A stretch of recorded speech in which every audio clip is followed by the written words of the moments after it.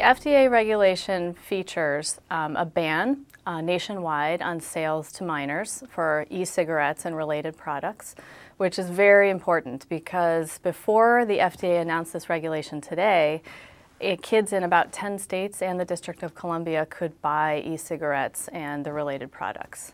What's next is what's left out of the current regulations.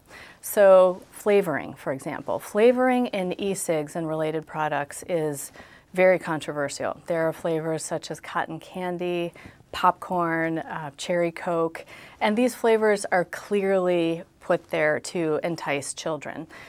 So many in the public health and medical communities would like to see these kid-enticing flavorings removed completely. They are not part of the current FDA regulation, but the FDA has left the door open to regulate them in the future. This is an important announcement by the FDA extending its authority to e-cigarettes and also to other tobacco products like hookah tobacco and cigars. These products have not been subject to any FDA oversight until now, and so for e-cigarettes in particular, there's been an explosion in the marketing and sales of these products over the last several years, but there's been no review of the marketing by the FDA to see whether the claims that are being made are truthful. And we don't even know what has been in these products. So now the FDA has the authority to regulate these products, to regulate their marketing, to regulate what's in the products themselves, and to potentially issue regulations that would make them less addictive or less harmful.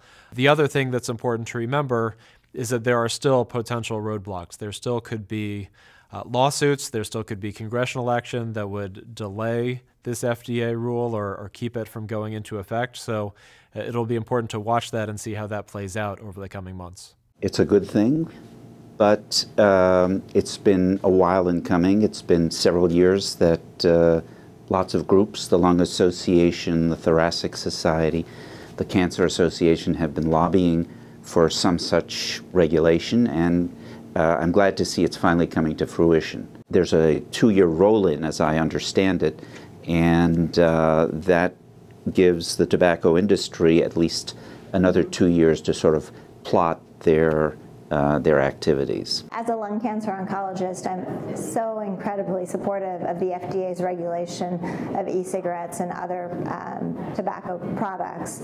It's time that we start studying the risks that e-cigarettes have in the development of lung cancer. We know that e-cigarettes can be a gateway product to tobacco addiction, and we struggle every day in clinic, and we see so many people lose their battle to lung cancer because of an addiction that started so early in life. The type of tobacco that people are using has been changing over the years, so that if we look at, for example, among youth, the total tobacco use over the past 5 years has not changed. It's remained flat, but what type of tobacco they're using has changed. Whereas youth used to smoke cigarettes as the most frequent type of tobacco product use, it's now switched so that e-cigarettes are now the most popular type of tobacco use. We've also seen increases in hookah, increases in cigar use, and a young man is now more likely in the morning to smoke a cigar than he is a cigarette. We're also seeing youth who are using multiple types of tobacco use. What the final deeming rule that the FDA issued today does is to finally and for the first time bring all forms of tobacco under regulatory control by the FDA. From a public health perspective, it is true that e-cigarettes for current smokers, for adults who smoke cigarettes, can be a harm reduction approach to decreasing the amount of damage done to them by the ingestion of nicotine. But for kids, it's nothing but a pathway to beginning to use combustible nicotine products like cigarettes, cigars, and others. It is 6 to 8 times more likely that kids who smoke e-cigarettes will become cigarette smokers. And to be able to protect kids from early initiation of tobacco use is one of the most important things we can do, because 90% of smokers start before the age of 18. So keeping nicotine products of any sort out of the hands of adolescents does nothing but good for the health of our nation.